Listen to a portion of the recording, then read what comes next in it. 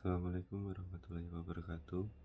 Perkenalkan, nama saya Nova Wasimunandar, NIM terakhir 345, kelas S6I, mata kuliah Gadai Syariah. Di sini saya akan menjelaskan terkait tugas UTS Gadai Syariah. Untuk jawaban soal nomor pertama, itu perbedaan Gadai Syariah dan konvensional. Perbedaan yang pertama yaitu di akad. Gadai Syariah menggunakan akad rohan, sedangkan gadai konvensional menggunakan akad perjanjian hutang piutang. Jaminan dalam akad rohan, pihak yang menahan jaminan dapat membebankan biaya pemeliharaan kepada peminjam. Yang kedua adalah prinsip. Gadai Syariah berprinsip tolong-menolong tanpa mencari keuntungan, sedangkan gadai konvensional berprinsip tolong-menolong dan mencari keuntungan dengan bunga atau sewa modal. Ini ada biaya. Di Gadai Syariah tidak dikenakan bunga, tetapi ada biaya pemeliharaan barang.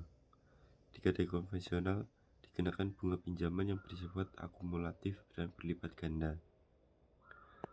Dasar hukum di Gadai konvensional didasarkan pada KUHP, dan di Gadai Syariah didasarkan dengan fatwa DSN MUI tentang rohan. Kemudian ada bukti perjanjian. Di Gadai konvensional menggunakan kredit bukti surat SPK, dan di Gadai Syariah menggunakan surat bukti rohan atau SPR.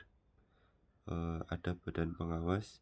Di Gadai konvensional diawasi oleh Kementerian BUMN, dan di Gadai Syariah diawasi oleh Pengawas Syariah atau BPS dan Otoritas Jasa Keuangan OJK.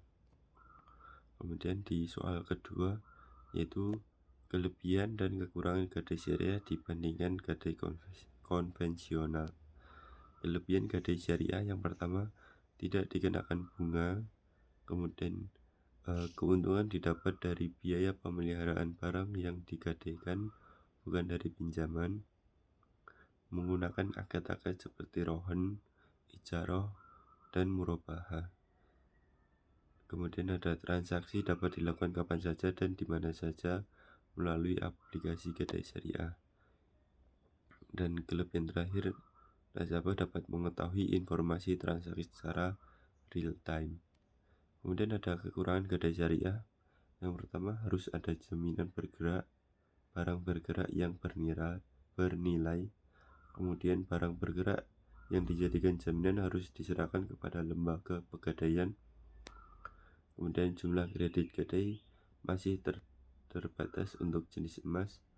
Dan terakhir ada kekhawatiran penggunaan dana pinjaman nasabah di bidang yang tidak sesuai syariah. Kemudian soal nomor 3 terkait peluang pengembangan dan tantangan Gadai Syariah di Indonesia. Peluang yang pertama yaitu meningkatkan efisiensi dan daya saing melalui digitalisasi, menggalakkan program literasi keuangan digital, merekrut karyawan yang memiliki background keuangan syariah, inovasi pelayanan menjemput pelanggan, memanfaatkan teknologi digital dengan meluncurkan aplikasi digital. Kemudian tantangan yang dihadapi oleh Gadai Syariah di Indonesia, yang pertama edukasi pemahaman terhadap masyarakat. Meskipun permintaan terhadap produk syariah meningkat, masih ada segmen masyarakat yang kurang memahami prinsip-prinsip Gadai Syariah. Oleh karena itu, edukasi lebih lanjut mengenai produk perlu dilakukan oleh Gadai Syariah.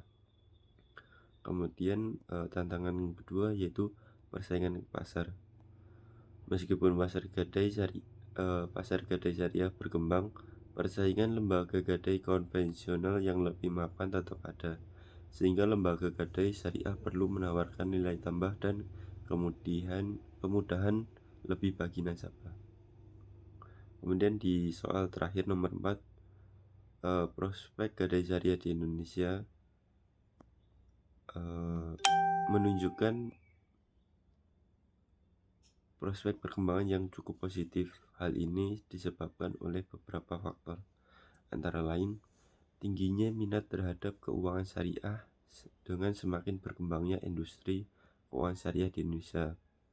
Banyak masyarakat yang mulai beralih dari sistem keuangan konvensional ke sistem syariah. Yang kedua, peningkatan kesadaran akan prinsip syariah, kesadaran masyarakat Indonesia. Kesadaran masyarakat Indonesia yang mayoritas beragama Islam terhadap prinsip-prinsip syariah semakin tinggi. Banyak orang yang lebih memilih menggunakan layanan gadai syariah karena lebih merasa aman dan nyaman, karena transaksi yang dilakukan tanpa melibatkan riba atau praktik yang bertentangan dengan ajaran Islam.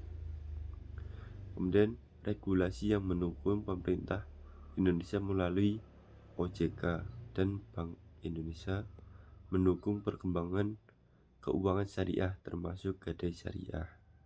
Kemudian potensi pasar yang luas. Dengan jumlah penduduk muslim terbesar di dunia, Indonesia memiliki pasar yang sangat potensial untuk layanan gadai syariah. Diversifikasi layanan. Sering dengan perkembangan industri lembaga gadai syariah di Indonesia semakin beragam, mulai dari pegadaian syariah hingga fintech yang menyediakan produk gadai syariah berbasis syariah, memberikan kemudahan akses bagi masyarakat dalam memiliki produk sesuai dengan kebutuhan. Terima kasih, sekian dari saya. Wassalamualaikum warahmatullahi wabarakatuh.